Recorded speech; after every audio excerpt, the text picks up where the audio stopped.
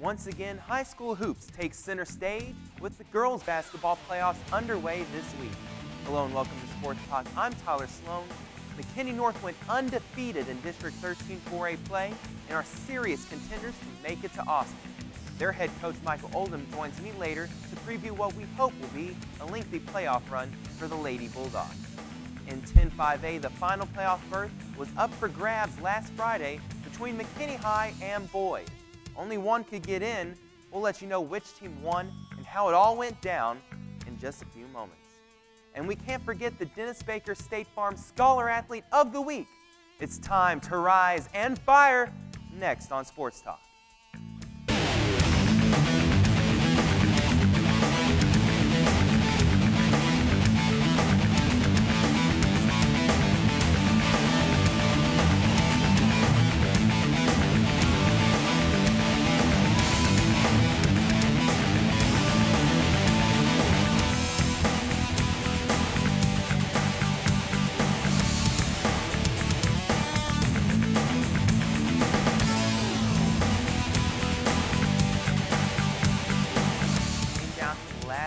Of the regular season, but McKinney High got the crucial need they needed in order to get into the postseason. I'm joined by their head coach, Debbie Harris.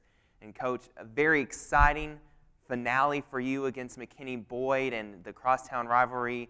Whoever won that game was likely going to get into the playoffs, and it was only a 6-point game that you won by. Talk about just the atmosphere of that game.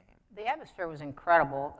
Anytime you play a crosstown school, you usually get, pretty good turnout. But we had senior night, middle school night, a lot of fans for both teams. It was a fun game. It was kind of a playoff, atmosphere. We were fortunate enough that we had it at our home place, so it was great. It was fun. The crowd that was there, it was also, you're saying middle school night and then the student section there.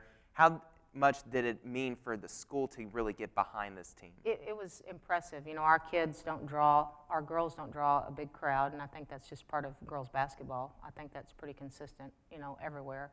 But for them to have that fan support, and, there were teachers that came to that game that hadn't seen our kids play all year. So, having that atmosphere with those kids, it was important, and it couldn't have happened at a better time. The game right before that was another must-win for your team. You played Allen, was really a scrappy, not necessarily a pretty game. You won 30-28, and very unusual, only 2 scores of your team in the entire game. We had 2 kids that scored. We scored 8 points in the second half.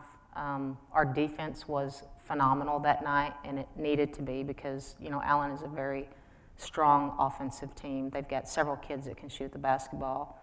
And the first time we played them, it was back and forth, back and forth. We shot the ball very well that night, and Allen always shoots the ball well. So in order for us to beat them the second time, we knew that we had to pick up our defense, and our kids did our game plan down to a T. It was impressive, and thank goodness that it was, because we definitely struggled on the offensive end that night. Mariah Mitchell had 22 of your 30 points in that game, and she has just consistently throughout this year come up with big performances at really the best times. She's been very consistent. She's the leading scorer in our district, and that's drawing the other teams often their best defender. And, there's a lot of people that scheme against her, and because she draws so much attention, she opens up other opportunities for our players. And like I said, Mariah is a very unselfish player and wants her team to be successful, and she's an incredible kid. Second on the team in assists as well. You've had to have other people step up to help with the scoring throughout the season, and really, Mariah gets so much attention, but other players have done a great job for your team of contributing to the point scoring, especially Jasmine Nelson averages 10 points and 6 boards a game, and Micah Stutz is a player that tends to drain the shot in the clutch moment. Micah is probably our purest shooter, and she has really made an impression on district coaches because, she may not score a lot, but she usually scores baskets when they're really, really needed. So she's a very intelligent young lady, understands the game, understands what her role is, and she's been a consistent factor for us. Jasmine, obviously, she's been our second leading scorer all year long. Just an incredible kid, works her tail off, and I think all of our kids understand that they've got to do their part, and I think that's why we are where we are.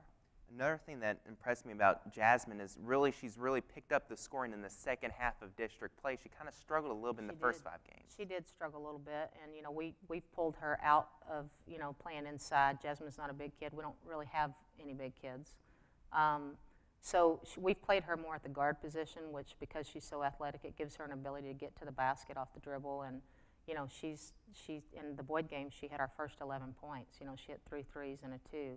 In that game in the first quarter. So her outside shooting has improved. She knew that that was a weakness of hers, and if she was going to continue to play out there, she needed to work on it. So she has embraced that and done a very good job of it.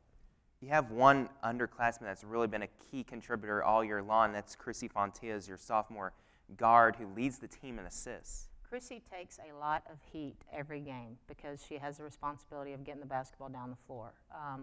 She's an incredible kid. She's a Division I softball player. She plays basketball because she loves the game, but because she's so competitive, she embraces that. And she doesn't score a lot of points for us, but she does her job. And because she does her job, it allows our other players to, do theirs. So she's a huge part of what we do. You mentioned earlier how defense is a real strength for your team, and you're going to need that with your first round opponent being Skyline. They went undefeated in their district. They're 26-5. They have, the great record that can be a little intimidating, and they have size that's intimidating as well. Well, I think that's one of the blessings about playing in District 10-5A is that we're not going to face anything in Skyline that we haven't seen with our district opponents. They're incredibly talented. They're very well coached. They've got a great history in their program. They've had a lot of success. They've got 3 pretty big-sized kids that they play a lot. They're going to pressure the basketball. There's no question about that.